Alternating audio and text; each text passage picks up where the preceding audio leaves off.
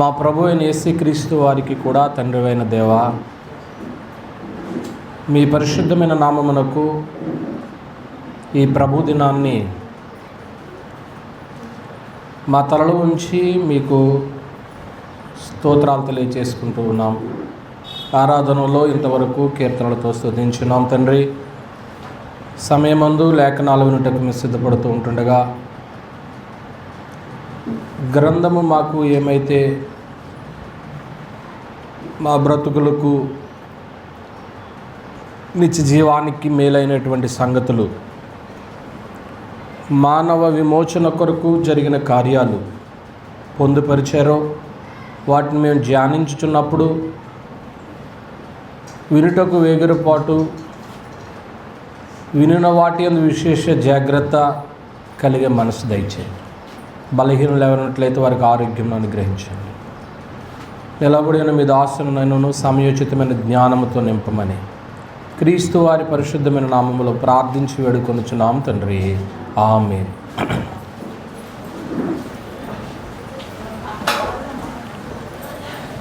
దేవునికి స్తోత్రాలండి. ఆరాధికులుగా చేయని మీ అందరికీ ప్రభు పేరిట వందనాలు తెలియజేస్తున్నాం. ప్రియమైన దేవుని వర్లరా, మహోన్నతుడైన దేవుడు మనల్ని ప్రేమించి మరొక దినాన్ని మనకి ఇచ్చినందుకు దేవునికి కృతజ్ఞతలు చెల్లిస్తూ, ఈరోజు మనం మన ప్రభు అయిన యేసుక్రీస్తు వారు పలికిన మాటలను గురించి మనం ఆలోచన చేస్తూ ఉన్నాం. శిలువ బాధలు అనుభవిస్తూ ప్రేమ కలిగినటువంటి కుమారుడు ప్రేమ వాక్కులను మాత్రమే శ్రమలో బాధల్లో కూడా పలుకుతున్నాడు ఆయన. అందులో మీరు ఒక కీర్తన ఈరోజు పాడారు, అది ప్రేమామృత దారాలు పాడారా పాట? ప్రేమామృతలు దారాలు చిందిన మన యేసుకు సమమెవరు,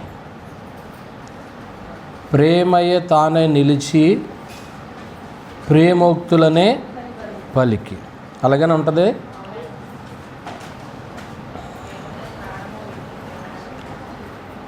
ఆయన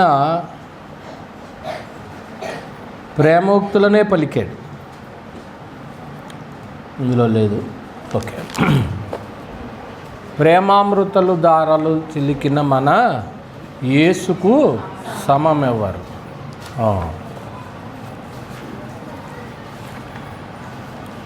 అంటే ప్రసంగానికి ఇది అవసరం కాబట్టి పల్లవి నేను పాడతాను, వినండి.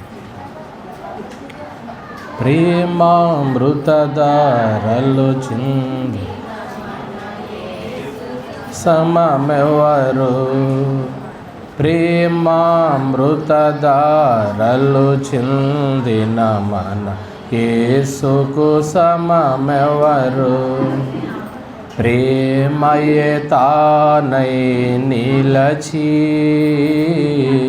ప్రేమోక్తులనే పల్కి, ప్రేమతో ప్రాణము పెట్టి ప్రేమతో ప్రాణము పెట్టి ప్రేమ నగరికి చనియే, ప్రేమామృత దారాలు చిందిన మన యేసుకు సమమెవరు.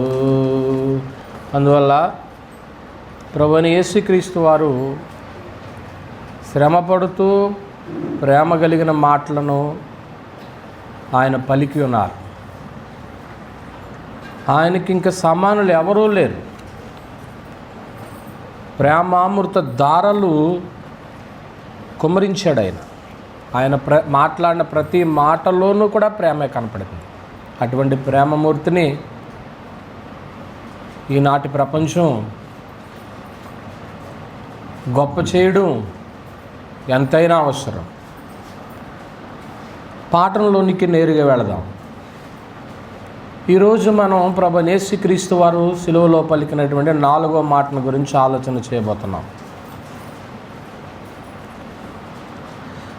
ఒక వచనంతో దీన్ని స్టార్ట్ చేద్దాం. ద్వితీయోపదేశకాండము 6వ అధ్యాయం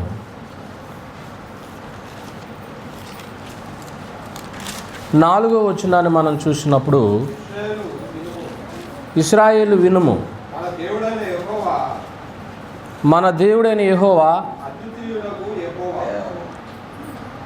ద్వితీయాత్మ లేనివాడు, అద్వితీయుడగు యెహోవా అంట. మన దేవుడైన యెహోవా అద్వితీయుడగు యెహోవా. అబ్రహాము సంతానమైనటువంటి ప్రజలందరూ కూడా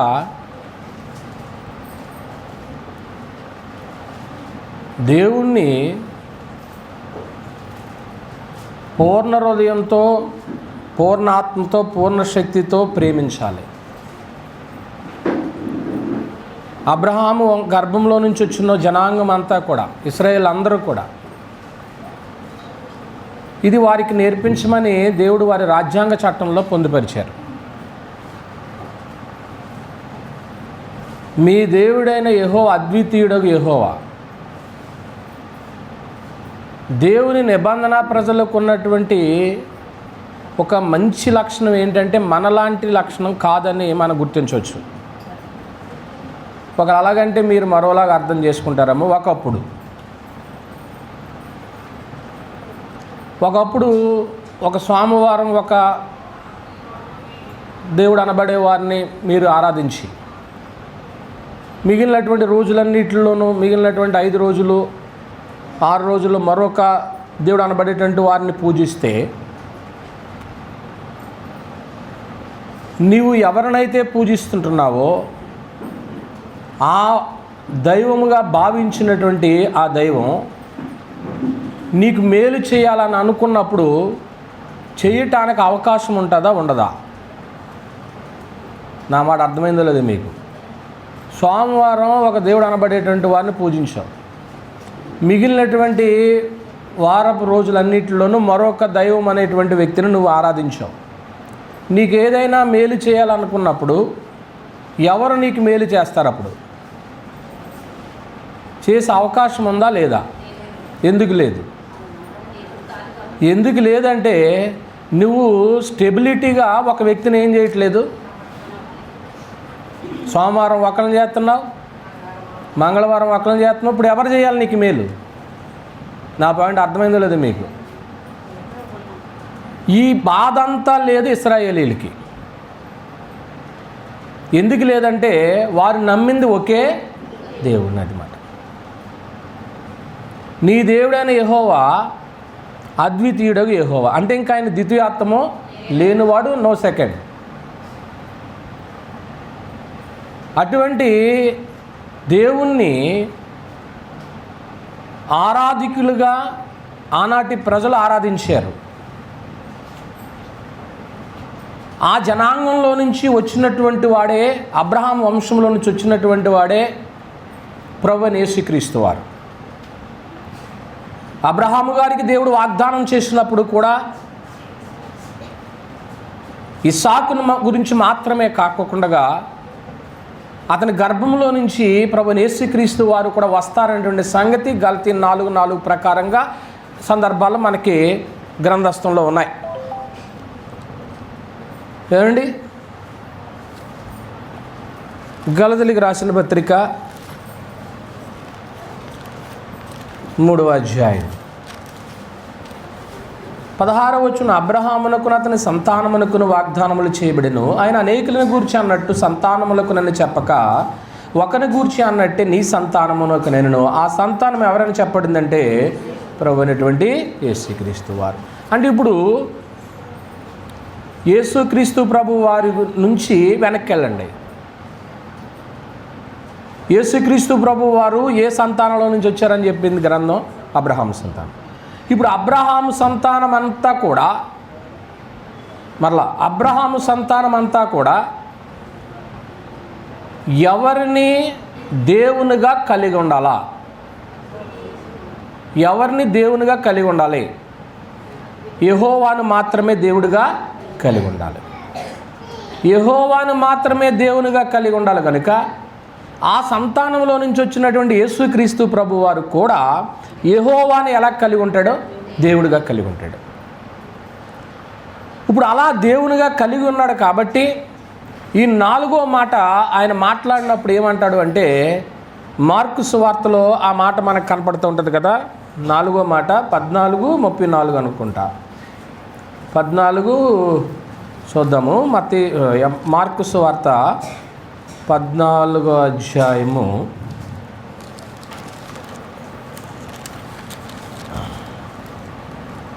15వ అధ్యాయము 34.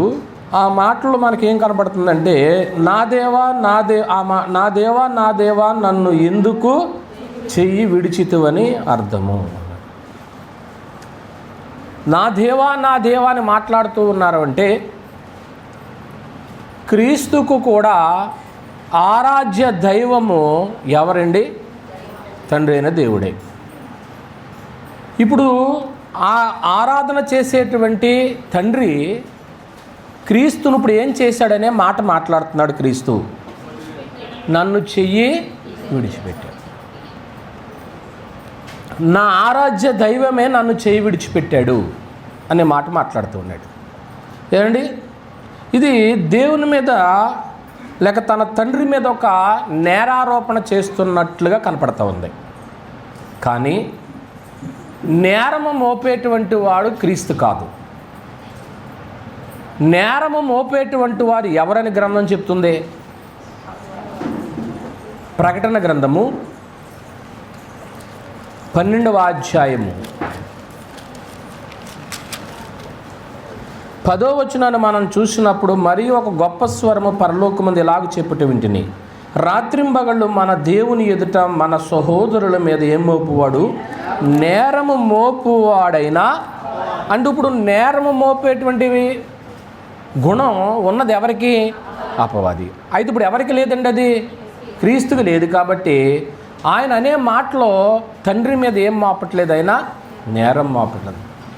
ఆయన దీనత్వముతో దీనాలాపన చేస్తున్న మాటే తప్ప దేవునిని నిందించేటువంటి మాట అయితే కాదు. 4వ మాట ఏమండి, ఆయన లేఖనాలని పూర్తిగా ఎరిగినటువంటి వాడు కాబట్టి భక్తిపూర్వకమైనటువంటి యాచన చేసేటువంటి, భక్తిపూర్వకమైన యాచన అంటే తెలుసు కదా, అడుక్కొనడంలో కూడా ఏం కనుపరచాలా? భక్తి. యాచన అంటే అడుక్కుంటామేనా? మనం తెల్లారులో ఇస్తే దేవుణ్ణి ఏం చేస్తాం? అడుక్కునే వాళ్ళమే మనం అందరం. ఏమండి, కాదంటారా? హెబ్రీయులకు రాసిన పత్రిక 5వ అధ్యాయం, హెబ్రీయులకు రాసిన పత్రిక 5వ అధ్యాయము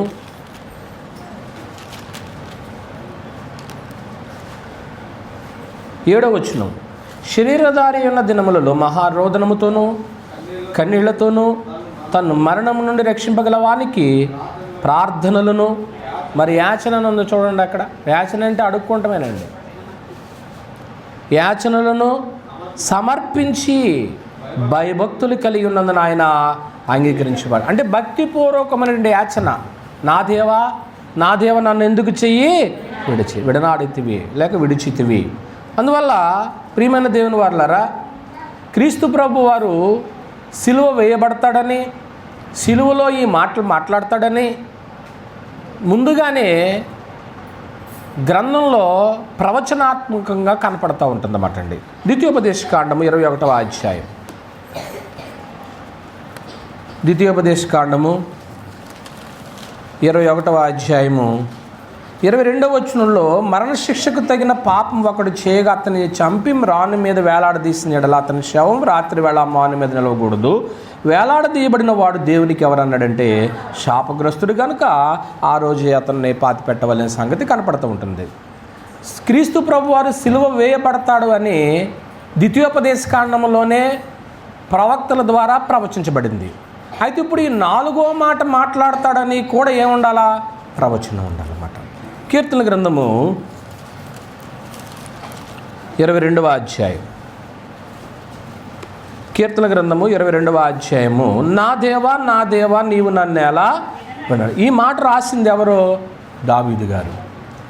దావీదు గారికి క్రీస్తు ప్రభువుకు మధ్య కాల వ్యవధి 1000 సంవత్సరాలు ఉంది.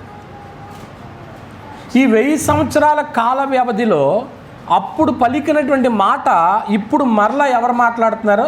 క్రీస్తు వారు మాట్లాడుతున్నారు. క్రీస్తు పలికినట్టు దావీదు భక్తుడు పలికినటువంటి మాట ఇప్పుడు క్రీస్తు మాట్లాడేటువంటి టైంకి మధ్య గ్యాప్ ఎంత తెలుసా?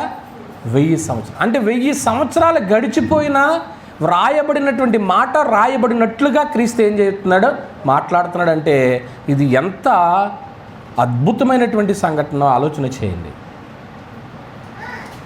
ప్రవచనము రాయబడినట్లుగా. ఇక్కడ ఇంకో సంగతి మనం ఆలోచన చేయాలి. ఇప్పుడు గ్రంథం హెబ్రీ భాషలో, పాత నిబంధన హెబ్రీ భాషలో రాయబడింది, క్రొత్త నిబంధన గ్రీకులో రాయబడింది. ఇప్పుడు మనం మాట్లాడే భాష ఏంటి? తెలుగు. మనం ఏది మాట్లాడాలని ఎలా మాట్లాడతాం? తెలుగు. హెబ్రీ ఎవరికన్నా వచ్చి ఇక్కడ ఒకవేళ వస్తే మన పసిపిల్లలకు వచ్చి వాళ్ళు మనకు చెప్పలేరు కాబట్టి వాళ్ళు మాట్లాడుకుంటారు. ఏమండి? గ్రీక్ వచ్చా మనకి? ఏమండి? ఏదో కొన్ని పదాలు మాత్రమే మాకు వచ్చు గ్రీకులో. ఏమండి? అన్నీ రావు, ఫండమెంటల్స్ కొన్ని మట్టుకే వచ్చు. ఏమండి? ఇలాగూ ఆ రోజుల్లో ప్రాచుర్యంలో ఉన్నటువంటి భాష యేసు ప్రభు కాలానికి ప్రభువు కానీ ఆయన శిష్యులు కానీ మాట్లాడిన భాష అరామీ భాష, అరామిక్ అంటాం. ఏమండి? తర్వాత కొంచెం సాంప్రదాయకరంగా కొంచెం ప్రపంచం అంతా విస్తరించినటువంటిది గ్రీకు. రోమీయుల యొక్క అధికార భాష లాటిన్. ఇప్పుడు ఇవన్నీ ప్రాచుర్యంలో ఉండగా, ఇది అప్పట్లో క్రీస్తు ప్రభు వారి కాలంలో ఇవన్నీ ప్రాచుర్యంలో ఉండగా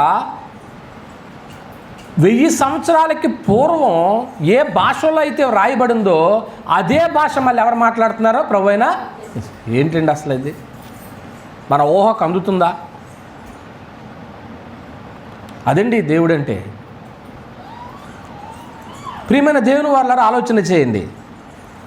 ఏ భాషలో అయితే ప్రవచించబడిందో అదే భాషలో పలకడం ఆశ్చర్యం అని.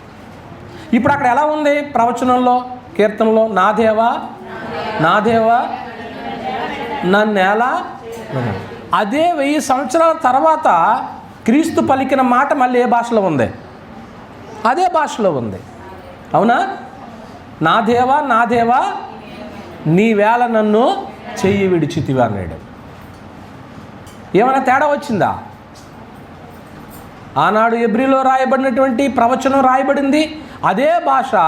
సంవత్సరాలు గడిచిపోయినా, ప్రాచుర్యంలో భాష లేకపోయినా, లాటిన్ భాష అధికార భాషగా, రోమీల భాష అధికార భాషగా ఉన్నా, గ్రీకు లాంగ్వేజ్ ఉన్నా, ఏంటి అరాబీ భాష యేసు మాట్లాడుతున్నా, అప్పటికి యేసు ప్రభు వారు మాట్లాడుతున్నా, కానీ ప్రవచనంలో ఏమి రాయబడిందో అదే మాట ఆయన సిలువలో 4వ మాటగా పలికారు. ప్రియమైన దేవుని వారలారా, అక్కడ దగ్గర ఉన్నటువంటి వారు ఏమనుకుంటున్నారు ఆ మాట అన్నప్పుడు? మార్కు సువార్త 15వ అధ్యాయము 33వ వచనము, మధ్యాహ్నం మొదలుకొని 3 గంటల వరకు ఆ దేశం అంతటా చీకటి కమ్మెను. 3 గంటలకు యేసు ఎలోయి ఎలోయి లామా సబక్తాని బిగ్గరగా ఆ మాటకు నా దేవా నన్ను ఎందుకు చేయి విడిచితు అని అర్థం. దగ్గర నిలుచున్న వారిలో కొందరు ఆ మాటలు విని అదిగో ఏలియాను పిలుచుచున్నాడని రే. ఇప్పుడు ఏలియాను పిలుస్తున్నాడు అని అంటున్నారు అంటే ఏలియా గురించి ఎవరికి తెలుసు? అన్యులకు తెలుసా? యూదులకు తెలుసా? యూదులకే తెలుసు. అప్పుడు ఈయన ఆ మాట మాట్లాడుతున్నప్పుడు అయినా ఈయన రాబోయే మెస్సియా ఈయనేనని వాళ్ళు ఏం చేయాలా? గుర్తించాలి. ప్రవచనంలో ఉన్న ఏలియా గురించి మాట్లాడుతున్నాడు. 1000 సంవత్సరాలకు పూర్వం రాయబడినటువంటి ప్రవచనం మాట్లాడుతున్నాడు. కనుక మనం ఎదురు చూసేటువంటి మెస్సియా ఈయనే అని వాళ్ళు అప్పటికీ కూడా ఏం చేయలేకపోయారంటే గ్రహించలేకపోయారు. కొన్నిసార్లు మనము కూడా అంతే. వాక్యం ఎన్నిసార్లు విన్నా కానీ సంగతులు మనం గ్రహించలేనటువంటి వారంగా ఉంటున్నాం. మన మనోనేత్రాలు గుడ్డితనం వచ్చేస్తుంది. మనోనేత్రాలు గుడ్డితనం కలుగజేసేది ఎవరంటే అపవాదే. అవిశ్వాసులైన వారి మనోనేత్రాలకు ఏం కలుగజేస్తాడట? గుడ్డితనం. నువ్వు అవిశ్వాసంగా ఉన్నప్పుడు సంగతులు నీకు అర్థం కానట్టు పరిస్థితి. విశ్వాసులైనటువంటి వారు మరెక్కువ సంగతులు తెలుసుకోవాలనేటువంటి తపన కలిగి ఉంటారు. అందువల్ల ప్రియమైన దేవుని వారలారా, ఈరోజు మనం ఏం ఆలోచన చేస్తున్నామంటే 4వ మాటను ఆలోచన. ఇప్పుడు దాకా మనం పరిచయం ఇంట్రడక్షన్కు చూసాం. ఇందులో నుంచి 3 లేక 4 సంగతులు మీ ముందు ఉంచుతాను. ఒకటి ఏంటంటే, పైన రాయబడింది ఇంగ్లీష్లో, బిడ్డ రాసింది ఏంటది? రెవరెన్షియల్ డిస్టెన్స్ మెయింటెనెన్స్ చేయువాడు దేవుడు. ఏమండి?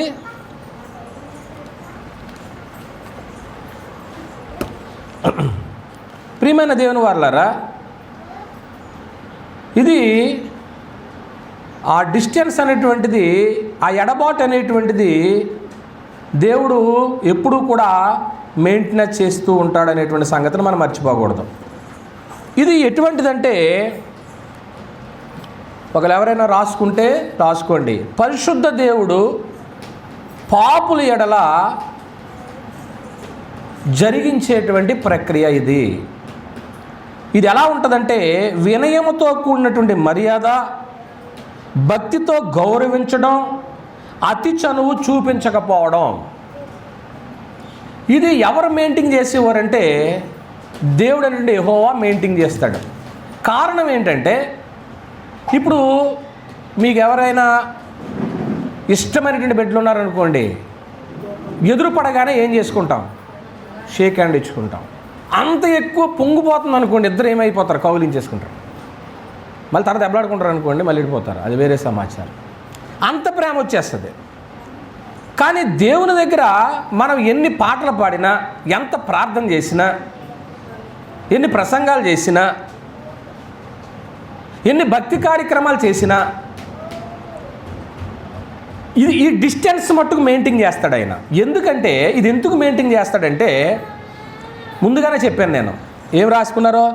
పరిశుద్ధ దేవుడు పాపుల ఎడల జరిగించేటువంటి ఇది మెయింటెనెన్స్ చేస్తాడన్నమాట. దీనికి తెలుగులో ఏం రాసుకున్నామంటే, వినయంతో కూడిన మర్యాద, భక్తితో గౌరవించడం, అతి చనువు చూపించకపోవడం అనేది ఇది మెయింటైన్ చేస్తాడన్నమాట అండి. ఎందుకు ఇది మెయింటైన్ చేస్తాడంటే, దేవుడు ఆయన పరిశుద్ధుడు.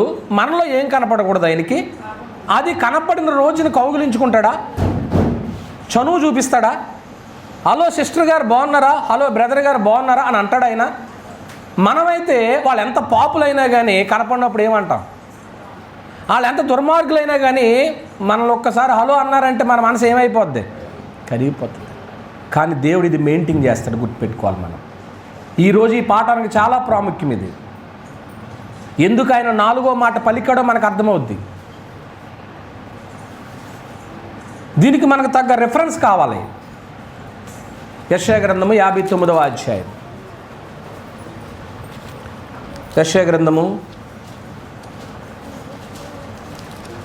59వ అధ్యాయము మొదటి వచనాన్ని మనం చూసినప్పుడు, రక్షింప నేరకీయునట్లు యెహోవా హస్తము కురుచి కాలేదు, విననేరకీయునట్లు ఆయన చెవులు మందము కాలేదు. గుర్తుపెట్టుకోండి, మీ దోషములు అన్నాడు. మనందరి దోషాలు మీకును మీ దేవునికిని అడ్డముగా వచ్చెను.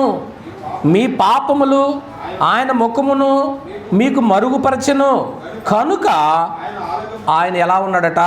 ఆలకించు. అంటే ఇప్పుడు దేవుడు ప్రార్థన ఆలకించకపోవడానికే, మన దగ్గర చేర్చుకోపోవడానికే మనలో ఏం కనపడుతున్నట్టుగా ఉంది? ఇది కనపడిన ప్రతిసారి కూడా దగ్గరికి రమ్మంటాడా, దూరంగా ఉంటాడా? ఇది ఎప్పుడు మెయింటైన్ చేస్తాడు ఆయన. అప్పుడు మెయింటైన్ చేస్తాడు, ఇప్పుడు మెయింటైన్ చేస్తున్నాడు. ఒకవేళ చూడండి, డ్రెస్ మెయింటెనెన్స్ ఎప్పుడూ తగ్గదు, సెంట్ మెయింటెనెన్స్ ఎప్పుడూ తగ్గదు. ఉంటుందా? వాళ్ళు చనిపోయేదాకా కూడా సెంటు కొట్టుకోరా? చనిపోయాక కూడా బాటిల్ కొడతాం. ఒకవేళ ప్రేమ ఉంటే 2 లేకపోతే 1. ఒకళ్ళు మామూలుగా డైలీ డ్రెస్అప్ అయినప్పుడు కూడా ఏం చేస్తారు? మెయింటెనెన్స్ చేయరా? దేవుడు కూడా కొన్ని మెయింటైన్ చేస్తున్నాడు. ఏంటి ఆయన మెయింటెనెన్స్ చేసేదంటే, ఇదిగో ఇదే పాపం అనేటువంటిది మన మీద కనపడినప్పుడు దగ్గరికి దూరంగా ఉండు. దుర్వాసన వచ్చిన వాళ్ళు ఏం చేస్తాం? దగ్గరికి రాక దూరంగా ఉండు అంటాం. మా ఇంటికి రావద్దని అంటాం, అసహ్యులను అసహించుకుంటాం, దుష్టులను అసహించుకుంటాం. ఇది ఆయన ఎప్పుడూ మెయింటైన్ చేస్తున్నాడు. ఇది మీరు మనసులో పెట్టుకుని ఈరోజు ఈ పాఠాన్ని మీరు వినాలని ఆలోచిస్తూ ఉన్నాను. రైట్. ఇందులో మొట్టమొదటి చెప్పాను కదా, దాంట్లో నుంచి కొన్ని మాటలు చెప్తాను. సబ్ పాయింట్లుగా రాసుకుంటే రాసుకోండి, ABC అని పెట్టుకోండి, లేకపోతే 1, 2 అని రాసుకోండి. ఓకే. ఇప్పుడు మనం ఏ వ్యక్తి గురించి అయితే మాట్లాడుకుంటున్నామో ఆ వ్యక్తిని ఒక పదంతో నేను మాట్లాడుతున్నాను. నజరేయుడైనటువంటి యేసు. పాట కూడా ఉంటుందేమో. నజరేయుడా నా యేసయ్యా ఎన్ని యుగాలకైనా ఆరాధ్య దైవము నీవేనని గళమెత్తినే కీర్తినే నజరేయుడా నా యేసయ్యా. ఇప్పుడు నజరేయుడైనటువంటి యేసుక్రీస్తు ప్రభువారు ఏ పాపము చేయనివాడు. మొట్టమొదటి మీరు రాసుకోండి. నజరేయుడైనటువంటి యేసుక్రీస్తు ప్రభువారు ఏ పాపము చేయను. ఏ పాపము చేయని వాడని ఎప్పుడు రుజువైంది? అపవాది ఆయన దగ్గరికి అనేకమైన శోధనలు తీసుకొచ్చినప్పుడు ఆ శోధనలకు ఆయన లోబడలేదు కనుక ఆయన ఏ పాపము చేయను. నేను ఆ పదాన్ని కూడా వర్ణించాలంటే నా పాఠం ఆగిపోతుంది కనుక నేను ముందుకు సాగుతాను. రిఫరెన్స్లు రాసుకోండి. మత్తయి సువార్త 4వ అధ్యాయము 1 నుంచి 10 వరకు, లూకాసు వార్త 4వ అధ్యాయము 1 నుంచి 10 వరకు, హెబ్రీయులకు రాసిన పత్రిక చదువుదాం. 4వ అధ్యాయము హెబ్రీయులకు రాసిన పత్రిక 4వ అధ్యాయం 15వ వచనాన్ని మనం చూసినప్పుడు, మన ప్రధాన యాజకుడు మన బలహీనతలందు మనతో సహానుభవం లేనివాడు కాడు కానీ సమస్త విషయముల మనవలే శోధింపుడున ఆయన ఎలా జీవించాడు, పాపము లేనివాడుగా ఉన్నాడో. అంటే నజరేయుడైనటువంటి యేసుక్రీస్తు ప్రభువారు పాపము లేనివాడని అపవాది యొక్క శోధనలో రుజువైపోయింది. మనల్ని అపవాది శోధించడం అనుకోండి, పాపము లేని వాళ్ళగా బ్రతుకుతున్నాం. ఏదో ఒక శోధనకు ఒక 40 రోజులు మనం శోధించడం అనుకోండి, ఏదో శోధనకు ఏమైపోతాం? బలైపోతాం, లోబడిపోతాం. అప్పుడు దాకా ఆనెస్ట్గా ఉండి ఏంటి మొన్నటిదాకా ఈవిడ బాగానే ఉంది, ఇలా ఎందుకు మారిపోయింది? ఈయన మొన్నటి వరకు బాగానే ఉండే, ఎందుకు మారిపోయాడు? ఏదో దానికి ఏమైపోయాం? లోబడిపోయాం. అలా లోబడకుండా పాపము లేకోకుండా బ్రతికినటువంటి వ్యక్తి ఎవరండి? ప్రభునటువంటి యేసుక్రీస్తు వారు మాట అండి. ఆయన మాట్లాడుతున్నటువంటి మాటల్లో నేరం మోపాలని ఆయన శత్రువుగా భావించినటువంటి అనేక మంది యోధా నాయకులు ఆయన శోధించి అనేకమైన ప్రశ్నలు వేసేవారు. ఎందుకు ప్రశ్నలు వేసేవారంటే ఆయన్ని ఎలాగైనాను తప్పు పట్టుకోవాలి. మత్తయి సువార్త 12వ అధ్యాయము, మత్తయి రాసిన సువార్త 12వ అధ్యాయము 10వ వచనం అండి. వారు ఆయన మీద నేరము మోపవలనని విశ్రాంతి దినమున స్వస్థపరచుట న్యాయమా అని ఆయనను ఎలాగైనా కొన్ని ప్రశ్నలు వేసి ఆయన మీద ఏం మోపాలా? నేరం మోపాలి. ఏ ప్రశ్నకి ఎలా సమాధానం చెప్తాడో. కొన్ని ప్రశ్నలకు కరెక్ట్ ఆన్సర్ చెప్పలేదు అనుకోండి, పరీక్షల్లో మార్కులు పడతాయా అమ్మా? మరి ఇవాళ క్రైస్తవులు కూడా కరెక్ట్ ప్రశ్నకి కరెక్ట్ సమాధానం లేదు కదా. అలా ఉండటమైతే ఇన్ని శాఖోపశాఖలు అయిపోద్ది క్రైస్తవ్యం? అవదండి. మనకున్న గ్రంథం ఒకటే, ఆ గ్రంథంలో ఉన్నటువంటి సంగతులు ఉన్నది ఉన్నట్టుగా బోధించినప్పుడు, అలాగ ప్రజలు విన్నప్పుడు ఏ సమస్య ఉండదు. కానీ ఎవరికి నచ్చిన రీతిలో వారు బోధలు వెళ్ళిపోయి వంచనగా బోధించుకుంటున్నారు కాబట్టి శాఖోపశాఖలు అయిపోయింది క్రైస్తవ్యం, అన్యులకు లోకు అయిపోయింది.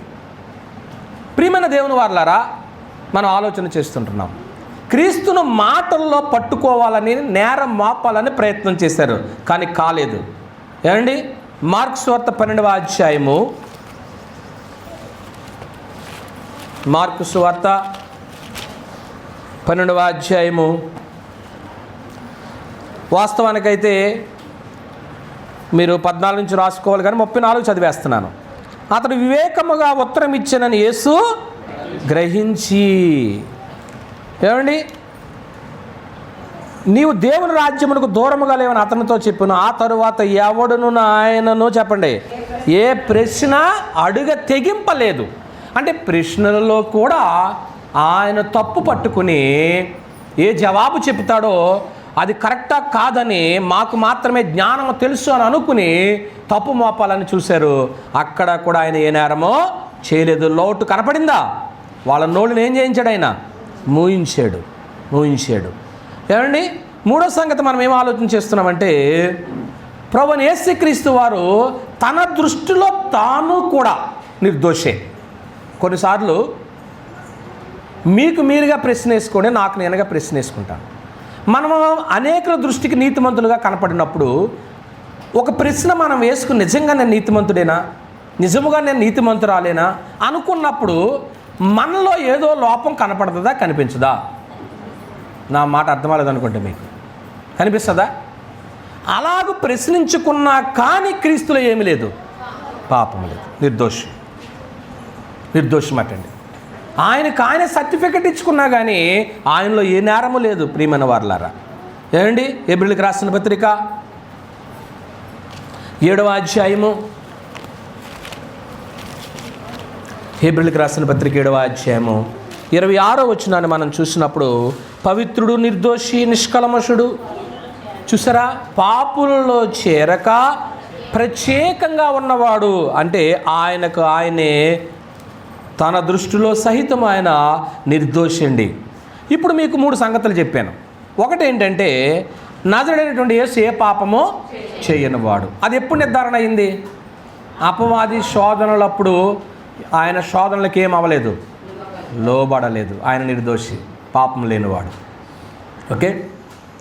రెండోది ఏం చెప్పానంటే, ఆయన మాటలలో ప్రశ్నలు వేసి తప్పు పట్టుకోవాలి, నేరం మోపాలని ప్రశ్నలు వేసినప్పుడు ఆయన చక్కగా ప్రత్యుత్తరం ఇస్తే ఇక ఎన్నడూ ఎవరు ఏ ప్రశ్న వేయలేదు అని అంటే ఆయనలో ఏ నేరమో ఏ లోపమో లేదు.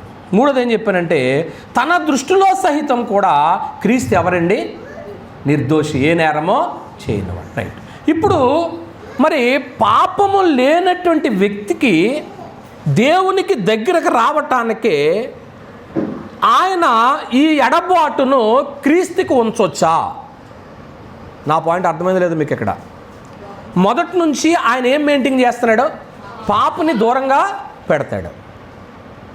మరి ఇప్పుడు పాపము దూరంగా లేదు, క్షమించండి, పాపం అనేటువంటిది క్రీస్తులో లేదు కాబట్టి క్రీస్తును దూరంగా పెట్టడం, చెయ్యి విడడం ఏమన్నా న్యాయమా? నా పాయింట్లు అర్థమవుతున్నాయి మీకు? ఇక్కడ ఆయనలో ఏ నేరము లేనప్పుడు ఈ మెయింటెనెన్స్ ఎందుకు చేయాలా క్రీస్తుకి, దేవునికి? నీలో ఏదైనా తప్పు ఉంటే నేను ఇంటికి రానివ్వకపోవచ్చు, నీలో ఏదైనా దోషం ఉంటే సంఘం వెలివేయచ్చు, నీలో ఏదైనా లోపం ఉంటే నీ స్నేహితుడు మాట్లాడకపోవచ్చు. కానీ క్రీస్తులో ఏ నేరము లేదని నిర్ధారణ అయిపోయినప్పుడు ఎందుకు తండ్రి క్రీస్తుని చేయి విడిచావు? ఈరోజు మనకు ఆ మాట తేలాలి. ప్రియమైన దేవుని వాళ్ళ ఆలోచన చేయండి.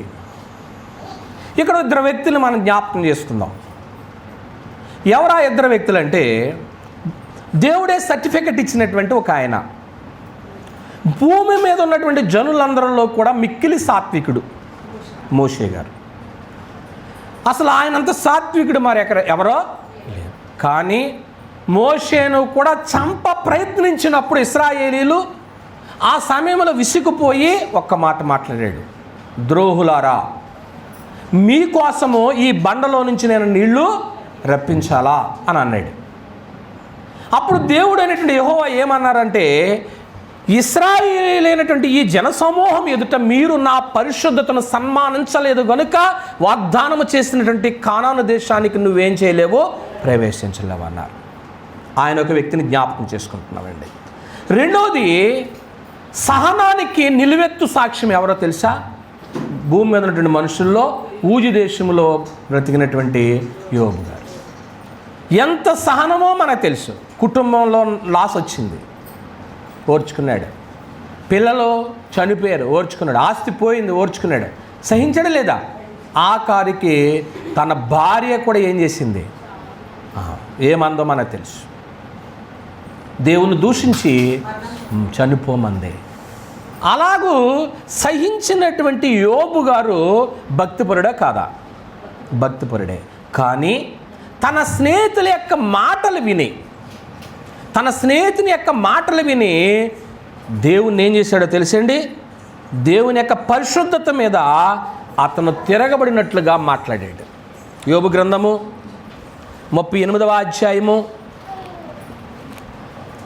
యోబు గ్రంథము 38వ అధ్యాయము మొదటి దాంట్లో నేను రిఫరెన్స్ ఇవ్వలేదు. ఒకవేళ రాసుకునే వాళ్ళు ఎవరన్నట్లయితే సంఖ్యాకాండం 12:3 రాసుకోండి. 38వ అధ్యాయము మొదటి నుంచి. అప్పుడు యెహోవా సుడిగాలిలో నుండి ఇలాగు యోబునకు ప్రత్యుత్తరం ఇచ్చి, జ్ఞానము లేని మాటలు చెప్పి ఆలోచనను చెరుపుచున్న నీకున్నటువంటి స్థితిని చెరిపేటువంటి వారు ఎవరో? నీ స్నేహితులే. ఒక్కొక్కరు స్నేహితులు వాళ్ళు పాడైపోవాలి లేరు అనుకుంటున్నారా? ఫ్రెండ్స్తో తిరిగి పాడైపోయిన వాళ్ళు లేరా సమాజంలో? వింటున్నారా మీరు నా మాటలో? యవనస్తులు ప్రత్యేకంగా మీరే మీ ఫ్రెండ్స్తో తిరిగి మీరు వాళ్ళన్న మాటలకు దగ్గరయ్యి వాళ్ళకి దేవునికి దూరం కాకూడదు. వారం రోజుల్లో 6 రోజులు మీరు బయట లోకంలో ఉంటారో, ఆదివారం 1 గంట 2 గంటలు ఎక్కడ ఉంటారో? ఏ మాటలు బాగా ఎక్కుతాయి?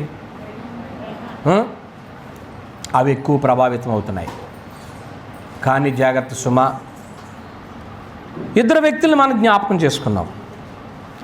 ఇప్పుడు వీళ్ళిద్దరూ కూడా, ఇద్దరిలోనూ కూడా లోపాలు ఉన్నాయా లేదా?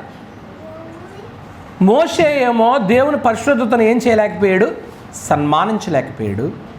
యోబు గారేమో తన స్నేహితుల మాటకి విని దేవుని ప్రశ్నించే స్థాయికి వెళ్ళిపోయాడు, దేవుని పరిశుద్ధత మీద తిరగబడ్డాడు. మరి ఇలాంటి వారు లోపం చేసినప్పుడు ఇప్పుడు యేసుక్రీస్తు ప్రభు వారిలో ఏదైనా లోపం ఉందా? లేనటువంటి వ్యక్తిని ఎందుకు చెయ్యి విడవాలి? అది ఇప్పుడు రెండో సంగతి ఆలోచన చేస్తున్నాం. మొట్టమొదటి మనం ఏం ఆలోచన చేసామంటే, పరిశుద్ధులైనటువంటి దేవుడు పాపుల ఎడల రెవరెంటియల్ డిస్టెన్స్ మెయింటైన్ చేయువాడు అని రాసుకున్నారు. రెండోది ఏంటంటే, ఇప్పుడు దేవుడు క్రీస్తు కూడా నిత్య సంకల్పములో 2 చేతులు కలుపుకున్న వాళ్ళు. దేవుడు అలాగే ప్రభువైన యేసుక్రీస్తు వారు కూడా నిత్యత్వంలో సంకల్పంలో 2 చేతులు కలుపుకున్నవారు. ఏమండి?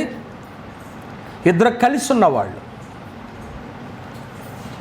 చాలా అన్యోన్యత. ఎలా కలిసి ఉన్నారో కొన్ని మాటలు మీకు చెప్తానేనండి. ఓకే, దైవత్వపు సమానత్వాన్ని అనుభవించిన వారు వీళ్ళు. దేవుని యొక్క సమానత్వాన్ని, అంటే దేవునితో సమానుడు ఎవరు? ప్రభువైన యేసుక్రీస్తు వారు. కాకపోతే ఆయన తక్కువ చేసింది సమాజం.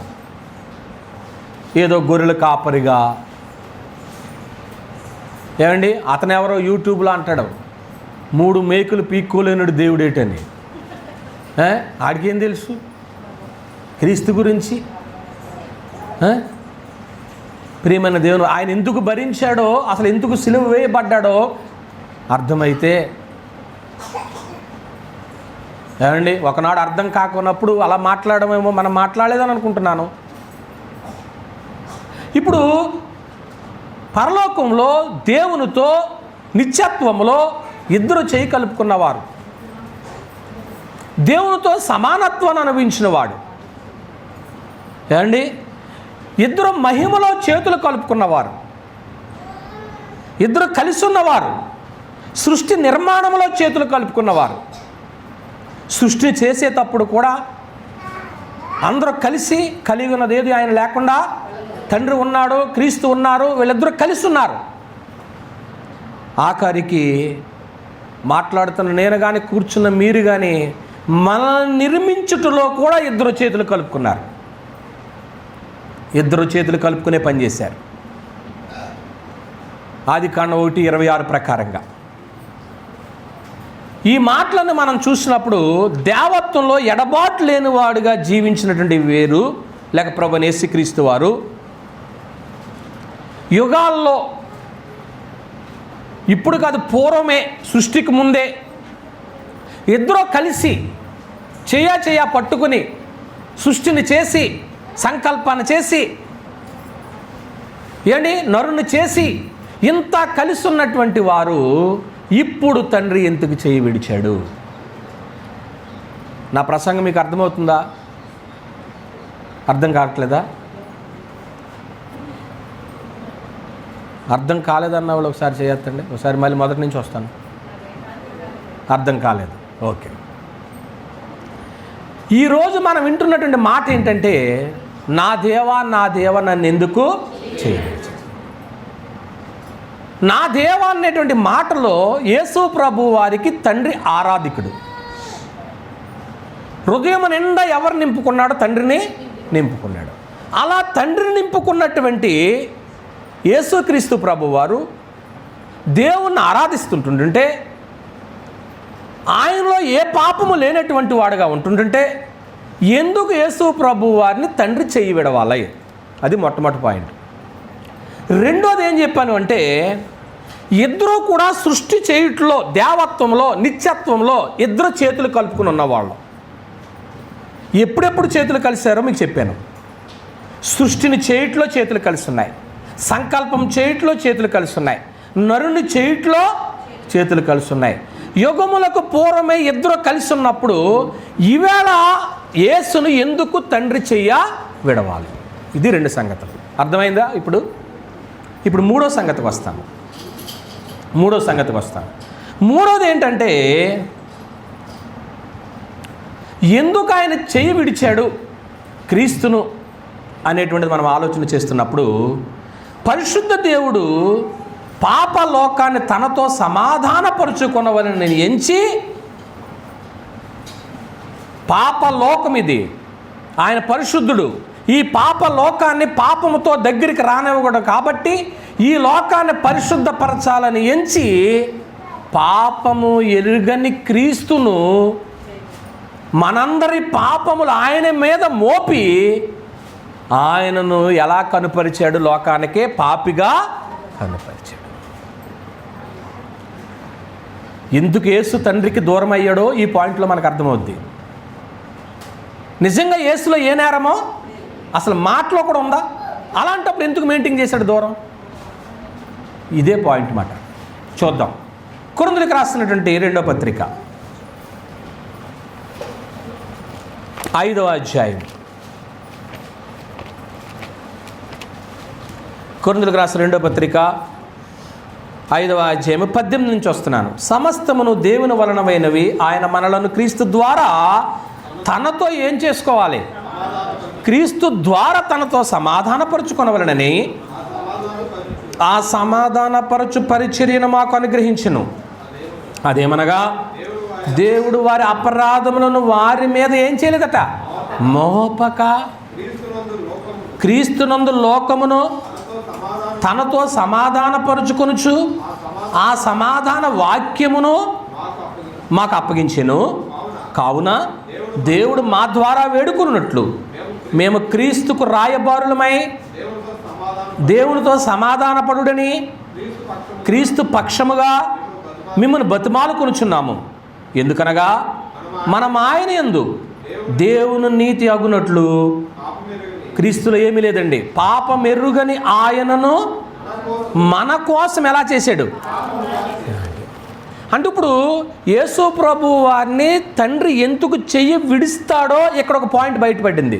ఏంటంటే, ఆయనలో పాపము కానీ కనపడితే యేసును తండ్రి ఏం చేస్తాడు? చెయ్యి విడిచేస్తాడు. కానీ వాస్తవానికి ఆయన ఏ పాపమో చేయలేదు. మరి పాపం చేసిందంతా ఎవరో? లోకమంతా దేంతో నింపబడిపోయింది? పాపముతో నింపబడిపోయింది. ఇప్పుడు ఈ పాపముతో నింపబడినటువంటి ఈ లోకాన్ని దేవునితో దగ్గర చేసుకుంటానికే, సమాధానపరుచుకుంటానికే పాపంతో ఉన్నటువంటి వ్యక్తి వచ్చేస్తే ఎత్తుకుంటాడా? మన పిల్లలంటే మనకి ఇష్టమే. వాళ్ళు గలేజ్ చేసుకున్నారు అనుకోండి, ఏం చేస్తాం? ముందు కడిగిన తర్వాత అప్పుడు ఏం చేస్తాం? ఎత్తుకుంటాం. ఇప్పుడు దేవుని దగ్గరికి రావటానికి, పరిశుద్ధుడైన దేవుణ్ణి పాపి దగ్గరికి రావాలంటే ముందు ఆ పాపాన్ని ఏం చేసుకోవాలా? కడగాలి. ముందు పరిశుద్ధపరచబడాలి. అలా పరిశుద్ధపరచబడిన తర్వాతే దేవుని దగ్గరికి రావటానికి అవకాశం ఉంటుంది. ఇప్పుడు లోక పాపములన్నిటినీ కూడా ఎవరి మీద మోపాడంట? ప్రభువైన యేసుక్రీస్తు వారి మీద మోపేటప్పటికీ క్రీస్తును బైబిల్ ఇంకో మాటలో మాట్లాడింది. ఏంటో తెలుసా? ఇదిగో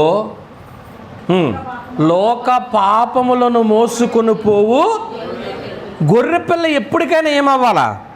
వధించబడాలి. బైబిల్ మనం అర్థం చేసుకునేటప్పుడు కొంచెం కష్టంగా ఉంటుంది. లేఖనముల యందు నిత్యజీవం ఉంది కాబట్టి దాన్ని పరిశీలించండి.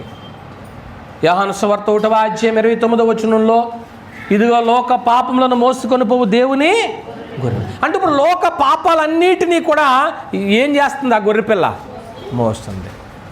ఆ గొర్రెపిల్ల ఎవరు? అవునా? ఆ గొర్రెపిల్ల యేసుక్రీస్తే కదా. అంటే ఇప్పుడు పాపములన్నీ ఎవరి మీద ఉన్నాయి?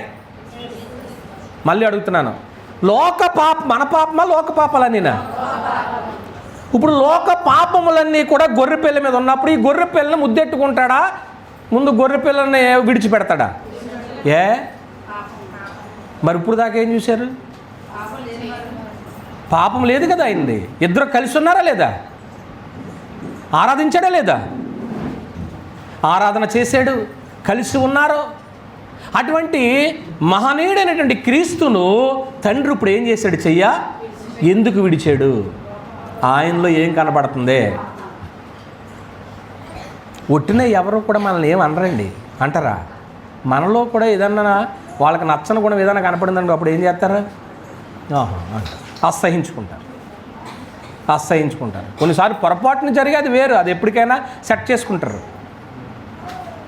ఇప్పుడు క్రీస్తులో లోక పాపం కనపడుతుంది కాబట్టి క్రీస్తును దేవుడు చేయి విడిచేటువంటి ప్రక్రియ జరుగుతుందన్నమాట అండి. ఇంకో రిఫరెన్స్ మనం చదువుతాం. యెషయా గ్రంథము 53వ అధ్యాయము. యెషయా గ్రంథము 53వ అధ్యాయము. వాస్తవానికి 4 నుంచి 6 వరకు రాసుకోండి. నేను చదువుతున్నాను 6వ వచనంలో. మనమందరము గొర్రెల వలె త్రోవ తప్పితిమి, మనలో ప్రతివాడు తనకి ఇష్టమైన త్రోవకు తొలిగను, యెహోవా మనందరి దోషములను అతని మీద. అది ఇప్పుడు మనందరి దోషాలు ఎవరి మీద మోపబడ్డాయి? క్రీస్తు వారి మీద మోపబడ్డాయి. ఇప్పుడు క్రీస్తు వారి మీద మోపబడ్డాయి కాబట్టి ఆ పాపములన్నిటికీ కూడా, మనం చేసిన పాపములన్నిటికీ శిక్ష ఇప్పుడు ఎవరు భరించాలా? ఎవరి మీద అయితే పడ్డాయో వాళ్ళే భరించాలి. ఇప్పుడు ఎవరి మీద మోపాడని చదివారు కొరింథీ పత్రికలో మీరు? దేవుడు క్రీస్తు మీద మోపాడు. ఎందుకు నా మీద మోపుతున్నావు అని క్రీస్తుని తప్పించుకున్నాడా? అంగీకరించాడు. అయ్యా, అసలు నేను వచ్చిందే మానవుల కొరకు ఏమవటానికే, చనిపోవటం. అవన్నీ నా మీద వెయ్యండి, నేను మోస్తాను. వాళ్ళని తేలిక చేయండి, వాళ్ళని మీతో సమాధానపరుచుకోండి, వాళ్ళని పరిశుద్ధపరుచుకోండి. ఇటువంటి మాటలే ఉన్నాయి తప్ప వాళ్ళిద్దరి మధ్య ఏమాత్రం ఎడబాటు లేదు. ప్రియమైన వాళ్ళారా, ఏమండి, పాపముతో పొత్తు కలిగి ఉంటే పరిశుద్ధ దేవుడు శాశ్వతంగా నరుణ్ణి చెయ్యి ఏం చేస్తాడు? విడిచిపెడతాడు. పాపముతో పొత్తుంటే, ఇక్కడ కూర్చున్న మీరందరూ నేనేమనుకుంటున్నామంటే, అసలు నేను ఏ పాపం చేయలేదు కాబట్టి అసలు ప్రతిరోజు కూడా నన్ను చేయి పట్టుకుని ఎవరు నడిపిస్తున్నారా అనుకుంటారు. అప్పుడప్పుడు కూడా బాధ వచ్చినప్పుడు పాట కూడా పాడుకుంటాం. నడిపిస్తాడు, ఎప్పుడు నడిపిస్తాడు? ఇప్పుడు అర్థమైందా? అంతమానం నడిపించడు. నడక రానప్పుడు చేయి పట్టుకుని నడిపించాడు. నడక వచ్చిన తర్వాత ఆడు తప్పుడు అడుగులు వేసాడు అనుకోండి, బెత్తముచ్చుకుని అదే నడక నేర్పిన నువ్వు అదే చేతులతో కాళ్ళని ఏం చేస్తావు? గాయం చేయవా? గాయం చేస్తావు. తప్పుడు అడుగులు వేస్తున్నావు, దారి తప్పుతున్నావు. దేవుడు నడిపించేస్తాడని సంబరపడకుండే, దేవుడు చెయ్యి విడవట్లేదని సంబరపడకుండే, నీలో పాపం అగుపడు రోజున దేవుడు ఖచ్చితంగా ఏం విడిచిపెడతాడు? నీ చెయ్య విడిచిపెట్టేస్తాడు. చెయ్యి విడిచిపెడతాడు. ప్రియమైన వాళ్ళారా, ఏమండి, మరి ఇక్కడ ఒక సూత్రం ఉంది. ఏంటంటే, పాపము ఎవరి మీద ఉన్నా, మరొకసారి చెప్తున్నాను, పాపం ఎవరి మీద ఉన్నా ఆ వ్యక్తి దేవుని నుండి దూరం చేయబడతాడు అనేది మర్చిపోకూడదు. ఈ మాట మీరు అందరూ చెప్పండి.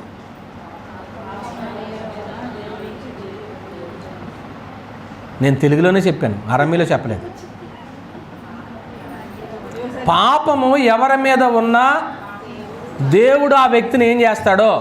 దూరం పెడతాడో, చెయ్యి విడిచేస్తాడు.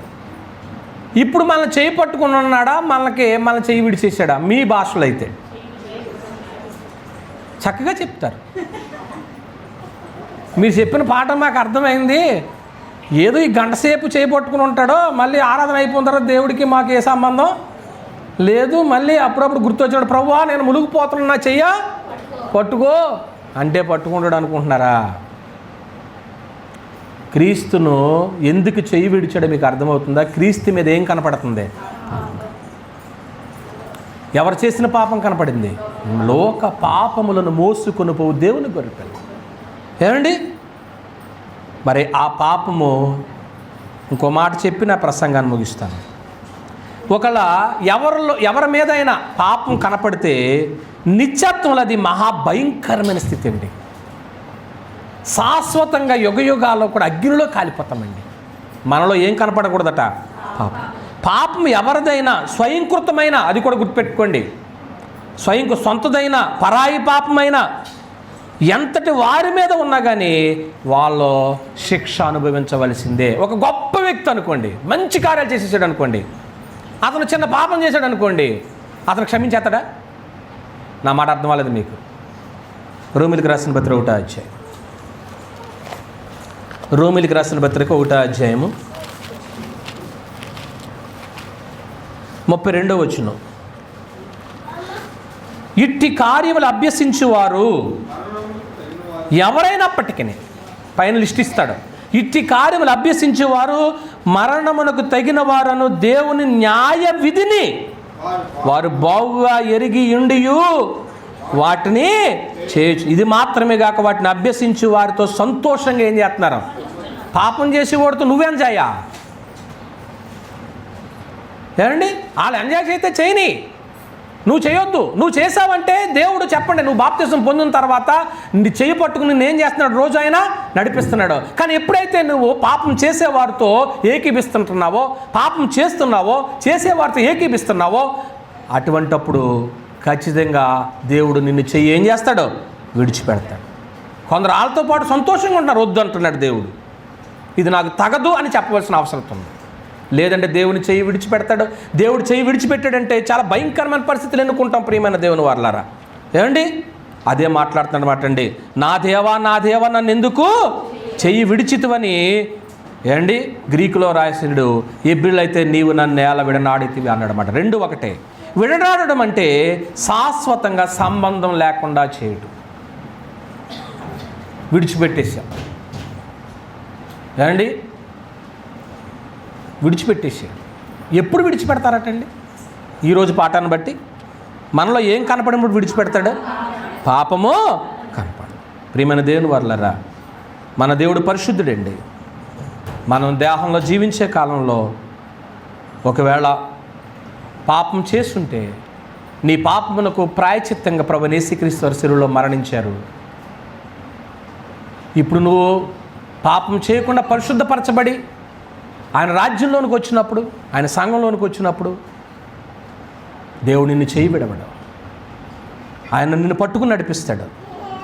ఏమండి, ఈ మాట ఎక్కడ కనపడుద్దంటే మనకే ఎక్కడ కనపడుద్దంటే పాపం చేసినటువంటి వ్యక్తి యేసుక్రీస్తు ప్రభు వారు పాపం కనపడింది, నీవు నన్ను ఎలా విడనాడు. ఇప్పుడు యేసు ప్రభు అన్న ప్రశ్నకి దేవుని జవాబు మనకు కావాలి. దేవుని జవాబు కావాలి. నన్ను ఎందుకు విడిచిపెట్టావు అని అంటే జాగ్రత్తగా రండి, ముగింపు మాట. ఇదిగో నన్ను ఎందుకు విడిచిపెట్టావు తండ్రి, నాలో ఏ పాపం లేదు, ఇద్దరం కలిసి ఉన్నాం, నన్ను ఎందుకు చేయి విడిచావు అని అంటే ఆయన దేవుడిచ్చిన సమాధానం ఏంటంటే, నీ రక్తంతో పరిశుద్ధమైన నీ రక్తంతో పాప లోకాన్ని శుద్ధి చేసి పరిశుద్ధపరిచి లోకాన్ని నా దగ్గరికి చేర్చుకోవాలని నిన్నేం చేశాను?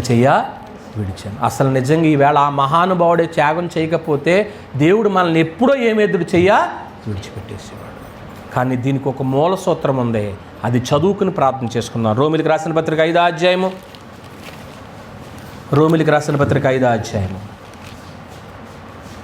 6 నుంచి మనం చూసినప్పుడు, ఏలయనగా మనం ఇంకా బలహీనమే ఉన్న క్రీస్తు యుక్త కాలం భక్తిహీనుల కొరకు ఏమయ్యాడైనా నీతిమంతుని కొరకు సహితం ఒకడు చనిపోవటరు, మంచివాని కొరకు ఎవడైనా ఒకవేళ చనిపోవ తెగింపవచ్చును.